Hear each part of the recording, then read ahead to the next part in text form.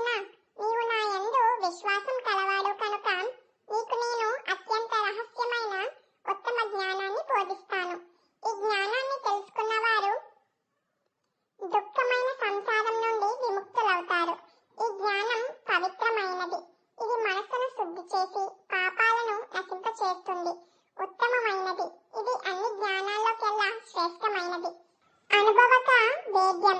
ఇది కేవలం చదవడానికి కాదు, అనుభవంలోకి తెచ్చుకోవడానికి, ఆచరించడానికి సులభమైనది. భక్తితో ఈ జ్ఞానాన్ని ఆచరించడం చాలా సులభం. సృష్టికి భగవంతునికి ఉన్న సంబంధం శ్రీకృష్ణుడు తన విశ్వరూపాన్ని వివరిస్తాడు. సృష్టికి మూలం నేను. ఈ సృష్టి అంతా నా చేతనే వ్యాపించి ఉంది. నాలో అన్ని జీవులు ఉన్నాయి, కానీ నేను ఆ జీవులలో లేను అని శ్రీకృష్ణుడు చెబుతాడు. ఇది ఒక అద్భుతమైన వైరుధ్యం.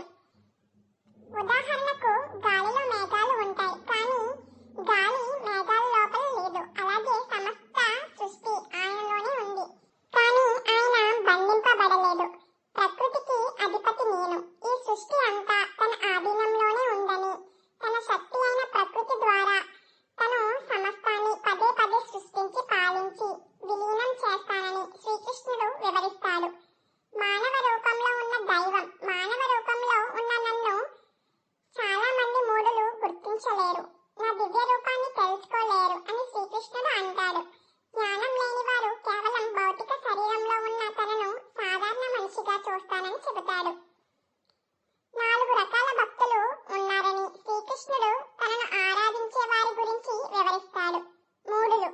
వీరు దేవుడిని నమ్మరు, భగవంతుణ్ణి ఆరాధించరు. వీరి ఆశలు వృధా అవుతాయి. మహాత్ములు. వీరు తన దివ్య రూపాన్ని తెలుసుకుని నిరంతరం తనని ఆరాధిస్తారు. వీరు అనన్య భక్తితో కీర్తిస్తూ, ధ్యానిస్తూ, వినమ్రతతో తనను పూజిస్తారు. భక్తి యొక్క సులభమైన మార్గం. భగవంతుణ్ణి చేరుకోవడానికి అత్యంత సులభమైన మార్గం నిస్వార్థ భక్తి అని శ్రీకృష్ణుడు స్పష్టం చేస్తాడు. పత్రం పుష్పం ఫలం తోయం యో మే భక్తి ప్రయచ్చతి తదాహం భుక్త్వా పాకృతం అశ్నామి ప్రయతాత్మనః. పవిత్రమైన మనస్సుతో ఎవరైతే నాకు ఒక ఆకును, ఒక పువ్వును, ఒక పండును లేదా కొద్దిగా నీటిని భక్తితో సమర్పిస్తారో నేను ఆ భక్తి పూర్వకమైన సమర్పణను స్వీకరిస్తాను. ఈ శ్లోకం యొక్క సందేశం ఏమిటంటే భగవంతునికి మీరు ఏమి ఇస్తున్నారు అనేది ముఖ్యం కాదు, ఏ మనసుతో ఎంత భక్తితో ఇస్తున్నారు అనేది ముఖ్యం. నిస్వార్థ భక్తి ఉంటే చాలు. ఆయన ఏ చిన్న సమర్పణైనా అంగీకరిస్తారు. అంతేకాక నీవు ఏది చేసినా, ఏది తిన్నా, ఏది హోమం చేసినా, ఏది దానం చేసినా, ఏ తపస్సు చేసినా అదంతా నాకే అర్పించు అని శ్రీకృష్ణుడు చెబుతాడు. ఇలా సర్వం భగవద్దార్పణం చేయడం ద్వారా కర్మబంధాల నుండి విముక్తులవ్వచ్చని వివరిస్తాడు.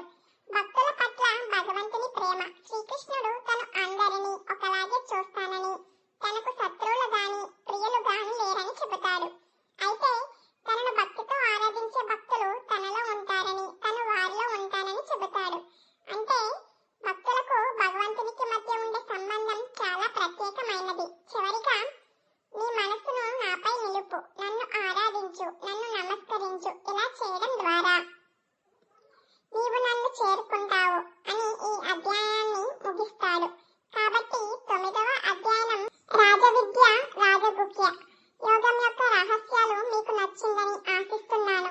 తర్వాతి ఎపిసోడ్లో భగవద్గీతలోని 10వ అధ్యాయం విభూతి యోగంలోకి ప్రవేశిస్తాం.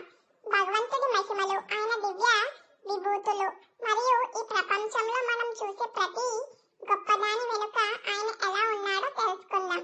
ఈ మహాసంగ్రామం భగవద్గీతలోని లోతైన సందేశాలను మీరు పూర్తిగా అర్థం చేసుకోవాలంటే మా వీడియోలను నిరంతరం చూడండి.